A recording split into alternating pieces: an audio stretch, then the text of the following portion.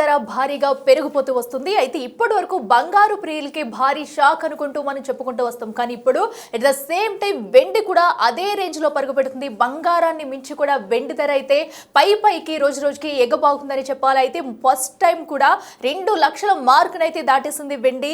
So kilo వెండి ధర కూడా మార్కెట్ లో అయితే రోజు రోజుకి అమాంతం పెరిగిపోతుంది. సో ఇప్పటి వరకు బంగారం కొనాలంటేనే జనాలు భయపడేవారు. అలాంటిది ఇప్పుడు వెండి కొనాలన్నా కూడా భయపడాల్సిన పరిస్థితులు అయితే నెలకొంటున్నాయి. సో ఎందుకంటే మార్కెట్లో రోజు రోజుకి వెండి ధర అయితే అమాంతం పెరిగిపోతుంది. తొలిసారిగా కూడా 2 లక్షల దాటింది కిలో వెండి కూడా. సో దీంతో వెండి ప్రియులకు కూడా ఇది భారీ బిగ్ షాక్ అని చెప్పుకోవాలి. అయితే 4 రోజుల్లో 18,620 రూపాయలు పెరిగిన వైనం అయితే మనం చూస్తున్నాము. దీంతో ఇంకా రానున్న రోజుల్లో వెండి ధర ఏ మేరకు పెరుగుతుందనేది కూడా సో ప్రస్తుతం అయితే క్వశ్చన్ మార్క్ గానే ఉంది. సో ఎందుకంటే ఇంత పెద్ద మొత్తంలో వెండి ధర అయితే ఎప్పుడు పెరగలేదు. అలాంటిది కేవలం 4 రోజుల్లోనే 18,000కు పైబడి చిలుకు కూడా వెండి ధర అయితే పెరిగి ఉంది. సో దీంతో ఒక్కసారిగా 2 లక్షల మార్కునైతే వెండి దాటేసిందని చెప్పాలి. బంగారానికి ఏ మాత్రం కూడా తీసిపోకుండా వెండి ధర సైతం కూడా రోజు రోజుకు పైకి ఎగుబాగుతుంది. సో ఈ ఏడాదిలో 122% పెరిగింది వెండి. అయితే వచ్చే ఏడాదిలో 2.50 లక్షలకు చేరే అవకాశం కూడా ఉన్నట్టయితే చెప్తున్నారు. సో 2 లక్షల మించి ఇంకా పెరిగితే కనుక అసలు వెండి వాల్యూ ఇంకా మార్కెట్లో ఎలా ఉంటుంది అనేది కూడా చూసుకోవాలి. సో ప్రస్తుతం అయితే ఇప్పుడు బంగారం కొనాలంటేనే జనాలు భయపడుతున్నారు. అలాంటిది వెండి వైపు చూడాలంటేనే కూడా కొనడానికి ప్రజలు భయపడే పరిస్థితి వస్తున్నాయి. సో ప్రస్తుతం అయితే భవిష్యత్తులో బంగారంతో కూడా వెండి పోటీ పడే సూచనలు అయితే క్లియర్ కట్గా కనిపిస్తున్నాయి. సో ఇంతవరకు కూడా ఈ రేంజ్లో సో బంగారం పెరుగుతుందంటేనే ప్రజలైతే కొనుక్కోలేని సిచ్యువేషన్. బట్ పెళ్ళిళ్ళకి తప్పనిసరి పరిస్థితులు అయితే కూడా ఉంటారు. ఇప్పుడు వెండిని అటు బంగారాన్ని మించి వెండి అయితే పోటీ పడుతుందని చెప్పాలి. సో ఎక్కడ చూసినా ఏ మార్కెట్లో చూసినా కూడా ఇప్పుడు కిలో వెండి అయితే 2 లక్షల మార్కునైతే దాటేసింది. దీంతో వెండి ప్రియులు కూడా వెండిని కొనుగోలు చేసేందుకైతే భయపడాల్సిన పరిస్థితి రానే వచ్చిందని చెప్పుకోవాలి. సో అన్ని మార్కెట్లో కూడా ఇప్పుడు అటు బంగారంతో పాటు వెండి కొనుగోలు చేసేవారు కూడా తగ్గుముఖం పడుతున్న సిచ్యువేషన్స్ అయితే నెలకొనబోతున్నాయి. సో ఎందుకంటే 2 లక్షలు దాటిందంటే ఇటు బంగారం కొనలేని వాళ్ళు ఇప్పటి వరకు సిల్వర్తో సరిపెట్టుకునేవారు, అటు పెళ్లిళ్ళకి కానివ్వండి ప్రతి దానికి కూడా. బట్ అలాంటిది ఇప్పుడు వెండి కూడా 2 లక్షల పైచిలుకు పలుకుందంటే ఇప్పుడు వెండి కొనాలన్నా కూడా భయపడే పరిస్థితులు నెలకొన్నాయి. అసలు మార్కెట్లో సిచ్యువేషన్ ఎలా ఉంది, బంగారు షాపులో సిచ్యువేషన్ ఎలా ఉంది, వచ్చేవారు కొనడానికి వచ్చేవారు అసలు కస్టమర్స్ ఏమంటున్నారు అనేది కూడా మా ప్రతినిధి అంజుమ అందిస్తారు. కనీ విని ఎరుగని రీతిలో ప్రస్తుతం 1,60,000 మార్కును దాటింది కిలో వెండి ధర. రానున్న రోజుల్లో ఇది మరింత పెరిగే అవకాశం ఉన్నట్లుగా కూడా తెలుస్తోంది. మరో 2 సంవత్సరాలలో 6 లక్షలకు వెండి ధర చేరబోతుంది అనేటువంటి వార్తలను కూడా వింటున్నాము. అయితే ఇది ఎంతవరకు నిజంగానే వెండి ధరల్లో ఇంతలాగా మార్పులు వచ్చే అవకాశం ఉందా? వెండి మీద ఇన్వెస్ట్ చేయడం మంచిదా? దీని మీద ఆర్థికవేత్తలు ఏమంటున్నారో తెలుసుకుందాము. మనతో పాటు సుప్రీంకోర్టు న్యాయవాది ఆర్థికవేత్త డాక్టర్ జీవీ రావు గారు ఉన్నారు. మిగతా విషయాలను ఆయన మాటల్లోనే అడిగి తెలుసుకుందాము. నమస్తే సార్. సార్, ప్రస్తుతం చూస్తున్నాము బంగారంతో పాటు వెండి ధరలు కూడా అంతకంతకు పెరుగుతూనే ఉన్నాయి. ఎందుకు అంటారు? అయితేనమ్మా నిజానికి బంగారం కన్నా కూడా వెండి ధరలే పెరగటానికి అవకాశాలు ఎక్కువ ఉన్నాయి. ఇంకా కూడా ఎందుకు ఇలా పెరుగుతూ వస్తున్నాయంటే దానికి చాలా కారణాలు ఉన్నాయి. ముందుగా మనకి ఇండస్ట్రియల్ డిమాండ్ అనేటువంటిది వెండికి చాలా ఎక్కువగా ఉంది. ఇవాళ సోలార్ ప్యానల్స్ దగ్గర నుంచి ఏ విషయాన్ని మనం తీసుకున్నా కానీ వెండితోటే ముడిపడి ఉంది. అలాగే చైనీస్ డిమాండ్ కూడా వెండికి పెరిగిపోయింది. వీటితో పాటుగా ఫెడరల్ వడ్డీ రేట్లు తగ్గించటము, తర్వాత అలాగే రానున్న రోజుల్లో కూడా మరింత తగ్గుతాయని, అలాగే రిజర్వ్ బ్యాంక్ కూడా వడ్డీ రేట్లు తగ్గిస్తానటువంటి నమ్మకాలు పెరగటం వల్ల వీటన్నిటి కారణాల వల్ల పెట్టుబడులు బంగారం వెండి వైపు మళ్తున్నాయి. ఆల్రెడీ బంగారం ధరలు ఎంతో పెరిగి ఆ స్థాయిలో అప్పుడు అంత రేట్లో వెండి పెరగలేదు. కానీ ఇప్పుడు దానికి మించి వెండి పరుగులు పెట్టేటువంటి అవకాశాలు ఈ కారణాలన్నింటి వల్ల కూడా మనకి కనిపిస్తున్నాయమ్మ. అందుకని రానున్న రోజుల్లో వెండి ధరలు మరింత పెరగటానికి అవకాశాలు ఎక్కువ ఉన్నాయి. అయితే మరో 2 సంవత్సరాలలో 6 లక్షలకు కిలో వెండి ధరలు చేరుతాయని కూడా వింటున్నాము. ఇది ఎంతవరకు నిజం అంటారు? ఇదైతే పూర్తిగా ఒక అభూతమైనటువంటి కల్పనలే. ఇన్వెస్టర్స్ ఎవరు కూడా ఇటువంటి ట్రాప్లో పడొద్దని చెప్పి మాత్రం నేను కాషన్ చేస్తానమ్మా. అయితే రాబర్ట్ కియోసాకి గారంటే నాకు ఎంతో గౌరవం. నిజంగా ఆయన ఆ మాట అన్నారో లేదో కూడా తెలియదు. కాకపోతే ఆయన పేరుని ఉటంకించి కొన్ని వ్యాఖ్యానాలు అయితే నేను కూడా చూశాను. అవి కానీ 2 సంవత్సరాల కాలంలో వెండి 6 లక్షలకి పెరుగుతుంది అనేటువంటి దాన్ని నమ్మి వెండిలో ఇన్వెస్ట్ చేస్తే ఖచ్చితంగా బోల్తా పడేటువంటి అవకాశం ఉంటుంది. సో ఈ యొక్క మాటలను మాత్రం నమ్మవద్దు అనేది నేను చెప్తాను. కాకపోతే వెండి ధరలు మాత్రం ఖచ్చితంగా పెరిగే అవకాశం ఉంది. ఏ మేరకు పెరుగుతుంది అనేది ఖచ్చితంగా ఎవరూ ప్రెడిక్ట్ చేయలేకపోయినప్పటికీ కనీసంగా మనం చెప్పాలంటే ఒక 25% అన్న గ్రోత్ వచ్చే అవకాశం ఉంది. అంటే 162 lakhs అయితే కూడా 25% రిటర్న్ వచ్చినట్టే 2 సంవత్సరాల్లో. 2 సంవత్సరాలు 25% రిటర్న్ అంటే అది మనం బ్యాంక్లో డబ్బులు దాచుకున్న దానికన్నా కూడా చాలా ఎక్కువేను. అంత మోడెస్ట్గానే ఎక్స్పెక్టేషన్లు పెట్టుకుని ఇన్వెస్ట్ చేయాలి తప్పితే ఇప్పుడున్న రేట్ 4 రెట్లు పెరిగిపోతుంది అనుకుంటే ఆ దురాశ వల్ల మనం ఎక్కువగా ఇబ్బంది పడే అవకాశం ఉంటుందమ్మా. అయితే 2010-11 ఆ సంవత్సరాలలో చూస్తే 2010లో మనకి 30,000 ఉంటే కిలో వెండి ధర, 2011 నాటికి ఒకటేసారి మనకి 20 నుంచి 25,000 పెరిగింది. 55,000 మార్క్ని అప్పటికి అంటే 6,00,000కి వచ్చేసింది. ఆ తర్వాత మళ్ళీ ఒక 5-6 సంవత్సరాలకి మళ్ళీ తగ్గుముఖం పట్టింది. ఒక్కసారిగా డౌన్ఫాల్ కూడా చూసాము. ఇప్పుడు కూడా అదే విధమైనటువంటి పరిస్థితులు మళ్ళీ వచ్చే అవకాశం ఏమైనా ఉంది అంటారా?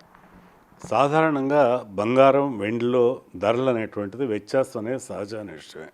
వీటిలో వెండిలో వ్యత్యాసం అనేది మరీ ఎక్కువగానే ఉంటూ ఉంటుంది. అయితే ఫాల్ అయినప్పుడు డ్రాస్టిక్గా అంటే ఇప్పుడు 1,60,000 అంటే వెండి విపరీతమైన ఫాల్ అయ్యే అవకాశాలు అయితే చాలా తక్కువ. ఎందుకంటే రానున్న రోజుల్లో వెండికి ఇంకా డిమాండ్ పెరగటమే తప్పితే తగ్గే అవకాశాలు లేవు. కరెక్షన్సే ఉండవా అంటే మార్కెట్స్లో కరెక్షన్స్ అనేటువంటివి చాలా సహజ పరిణామం. అయితే ఇప్పుడు ఈ 1,60,000 తగ్గితే ఎంతవరకు తగ్గొచ్చు అంటే మ్యాక్సిమం ఒక 10% డౌన్ సైడ్ రిస్క్ ఉండొచ్చు, 50% అప్ సైడ్ పాసిబిలిటీ ఉండొచ్చు. ఈ డౌన్ సైడ్ అనేది కూడా పర్మనెంట్గా డౌన్ సైడ్ కాదు, ఒక టెంపరీగా కాస్త తగ్గుముఖం పెట్టినప్పటికి కూడా దాన్ని మనం బయింగ్ ఆపర్చునిటీకి తీసుకోవాలే కానీ అక్కడి నుంచి తగ్గి అక్కడే ఆగిపోదు. అక్కడి నుంచి వెండి మరింత పెరిగేటువంటి అవకాశం కూడా ఉంటుంది. అందుకని చెప్పి మనం ఏం భయపడవసరం లేదు. ఇప్పుడు ఉదాహరణకి గోల్డ్ కూడా 1,00,000 దాటినాక ఒకసారి స్మాల్ కరెక్షన్ వచ్చింది, 1,30,000కి వెళ్ళిన తర్వాత మళ్ళీ ఒక స్మాల్ కరెక్షన్ వచ్చింది, మళ్ళీ పెరుగుతుంది. అలాగే వెండిలో కూడా కొద్ది కరెక్షన్స్ మధ్యలో వచ్చినప్పటికి కూడా 2 లక్షలు దాటేటువంటి అవకాశాలు అయితే దాదాపుగా తజ్జమనే చెప్పచ్చు. అందుకని 6 లక్షల మాటను నమ్మలేం కానీ బట్ 2 లక్షల రూపాయలు దాటం అయితే మాత్రం దాదాపుగా తజ్జమనే చెప్పచ్చు. అందుకని వెండిలో పెట్టుబడి పెట్టాలనుకునే వాళ్ళకి ఇది ఇప్పుడు కూడా మంచి అవకాశమే. తగ్గినప్పుడల్లా కొంటూ ఉండొచ్చు. సామాన్యమైన వ్యక్తులు ఎవరైనా కొనాలి అనుకున్నప్పుడు బంగారంలో వెండి నేను చెప్పే సలహా ఏంటంటే బంగారం ప్రతి నెల 1 గ్రాము, వెండి ప్రతి నెల కనీసం 10 గ్రాములు కొంటూ పోతే క్రమేణా మన యొక్క పెట్టుబడిని పెంచుకునేటువంటి అవకాశం ఉంటుంది. కాబట్టి దాన్ని పరిశీలిస్తే బాగుంటుందని చెప్తానమ్మా. సరే, అయితే బంగారం మీద చాలా మంది ఇన్వెస్ట్ చేస్తూ ఉంటారు. ఇప్పుడు మనం బంగారం కొనుక్కున్నా అది ఎక్కడైనా ఇన్వెస్ట్ చేయొచ్చు. బంగారం అమ్మితే కూడా మనకు అంతే మళ్ళీ ఆదాయం అనేది వస్తుంది. కానీ వెండి అలా కాదు. వెండి ఎక్కడ మనం అమ్మలేము అంటే ఎక్కువగా. సో ఇన్వెస్ట్మెంట్ అనేది వెండి మీద చేయడం మంచిదే అంటారా? నిజానికి అది చాలా అపోహమ్మ. ఇప్పుడు మీరు అడిగినటువంటి విషయం, బంగారం అయితే అమ్మగలుగుతాం, వెండి అయితే అమ్మలేము అనేది పూర్తి అపోహ మాత్రమే. ఇక్కడ వెండిలో పెట్టుబడిలో 2 ప్రధానమైన అంశాలు ఉంటాయి. మనం ఏంటంటే ఓన్లీ సిల్వర్ బార్ కొనుక్కోవటం వేరు, వెండి వస్తువులను తయారు చేయించి కొనుక్కోవటం వేరు. అంటే వెండి ప్లేట్లో, వెండి గ్లాసులో తయారు చేయించి పెట్టుకుంటే వాటిని అమ్మటం కొద్దిగా ఛాలెంజెస్ ఉండొచ్చు. కానీ సిల్వర్ బార్సు మీరు ఎప్పుడైనా కానీ ఈ గోల్డ్ అండ్ సిల్వర్ షాప్స్లో తీసుకెళ్తే మీకు 5 నిమిషాల వ్యవధిలో మీరు డబ్బు దాన్ని ఎన్కాష్ చేసుకోవచ్చు అనమాట. అందుకని చెప్పి సిల్వర్ బార్స్ని అమ్మటంలో ఏ విధమైన ఇబ్బంది లేదు. గోల్డ్ బార్స్ని ఎంత సులభంగా అమ్మగలుగుతారో అంతే సులభంగా సిల్వర్ బార్ని కూడా అమ్మవచ్చు. వీటి అమ్మకాల్లో ఏ విధమైన వ్యత్యాసం కూడా లేదు. ఓకే, సో సిల్వర్ అంటే మనకి ఆన్లైన్ ఇన్వెస్ట్మెంట్ అనేది మంచిది అంటారా? ఫిజికల్గా కొనుగోలు చేసి ఇంట్లో పెట్టుకోవడం కంటే కూడా ఆన్లైన్ ఇన్వెస్ట్మెంట్ అనేది మంచిది అంటారా? ఇది ఇన్వెస్టర్ యొక్క ఛాయిస్ని బట్టి ఉంటుందమ్మా. ఎవరికైతే క్లియర్ సోర్స్ ఆఫ్ ఇన్కమ్ ఉండి వాళ్ళు పెట్టుబడి పెట్టాలనుకునే వాళ్ళకి ఆన్లైన్లో కూడా చక్కగా పెట్టుబడి పెట్టుకోవచ్చు. అయితే కొంతమందికి ఏంటంటే ఆ కొనేటువంటి గోల్డ్ కానీ సిల్వర్ కానీ ఫిజికల్గా కొని ఇంట్లో పెట్టుకుంటే ఇంట్లో ఆడవాళ్ళకి ముఖ్యంగా చాలా ఆనందము, తర్వాత అది ఎంతో మనోధైర్యాన్ని కూడా ఇస్తుంది. కాబట్టి కొంత మేరకు గోల్డ్ అండ్ సిల్వర్లో గోల్డ్ బార్స్ అయినా సిల్వర్ బార్స్ అయినా ఇంట్లో కూడా దాన్ని భద్రపరచుకోవచ్చు. తర్వాత అలాగే ఆన్లైన్లో కొనుక్కున్నా కూడా ఇబ్బంది ఉండదు. ఆన్లైన్లో కొనుక్కుంటే మళ్ళీ ఆన్లైన్లో కూడా మనం సేల్ చేసుకోవచ్చు. అలాగే ఫిజికల్గా కొన్న గోల్డ్ని మనం ఆయా షాప్స్లోకి వెళ్ళి దాన్ని మళ్ళీ క్యాష్ కోసమైనా లేకపోతే మన అకౌంట్లో డబ్బులు జమ చేయించుకున్నట్టుగా అమ్మటానికి కూడా ఇబ్బంది లేదు. రెండు కూడా ఏ పద్ధతిని అవలంబించాలనేటువంటిది ఆ ఇన్వెస్టర్ యొక్క ఛాయిస్ని బట్టే ఉంటుంది. సో ఈ సిల్వర్ ఈటీఎఫ్ అనేది ప్రస్తుతం ఏ విధంగా ఉంది అంటారు సార్? ఇది కూడా ఇప్పుడు చాలా రైజింగ్ ట్రెండ్లో ఉందమ్మా. మనం ఇప్పుడు ఇదివరకు ఎలా గోల్డ్ ఈటీఎఫ్లో ఇన్వెస్ట్ చేసేవాళ్ళు అలాగే ఇప్పుడు సిల్వర్ ఈటీఎఫ్లో కూడా ఇన్వెస్ట్ చేయడం మొదలుపెట్టారు. అంతేకాకుండా ఇప్పుడు టాటా మ్యూచువల్ ఫండ్స్ ఇంకా అలాగే అదర్ మ్యూచువల్ ఫండ్ కంపెనీస్ అన్నీ కూడా సిల్వర్లో కూడా ఈ ఈటీఎఫ్లు తర్వాత అలాగే మ్యూచువల్ ఫండ్లో సిస్టమాటిక్ ఇన్వెస్ట్మెంట్ వేలో స్మాల్ యూనిట్స్లో ఇన్వెస్ట్ చేయటం అనేటువంటిది మంచిదని చెప్పి వాళ్ళు కూడా సలహాలు ఇవ్వటమే కాకుండా అటువంటి ఫండ్స్ని కూడా స్టార్ట్ చేయడం జరిగింది. అందుకని ఇన్వెస్టర్స్ కావాలనుకుంటే ఈక్విటీలో ఎలా మ్యూచువల్ ఫండ్స్లో ఇన్వెస్ట్ చేస్తారో అదేవిధంగా వీటిల్లో కూడా మనం స్మాల్ వేలో సిస్టమాటిక్ ఇన్వెస్ట్మెంట్లో ఇన్వెస్ట్ చేసి ఆ ప్రయోజనం కూడా పొందొచ్చమ్మ. సో గతంతో పోలిస్తే ప్రస్తుతం ఈటీఎఫ్లు చేస్తున్న వాళ్ళ సంఖ్య ఏ విధంగా పెరిగింది అని చెప్పుకోవచ్చు సార్? భవిష్యత్తులో ఏ విధంగా ఉండే అవకాశం ఉంది అంటారు? నిజానికి ప్రీవియస్తో పోల్చుకుంటే గత 2 సంవత్సరాలుగా ఇవి చాలా రైజ్లో ఉన్నాయి. రానున్న కాలంలో ఇంకా మరింతగా పెరిగేటువంటి అవకాశం ఉంది. ఇన్ఫ్యాక్ట్ ఈక్విటీ ఇన్వెస్ట్మెంట్ కన్నా కూడా గోల్డ్ అండ్ సిల్వర్ ఇన్వెస్ట్మెంటే మోర్ సేఫ్ అనేటువంటిది ఇన్వెస్టర్స్ కూడా గ్రహిస్తున్నారు. దానివల్ల ఈ విధంగా కూడా ఇన్వెస్ట్మెంట్స్ మరింత పెరిగేటువంటి అవకాశం ఉంది.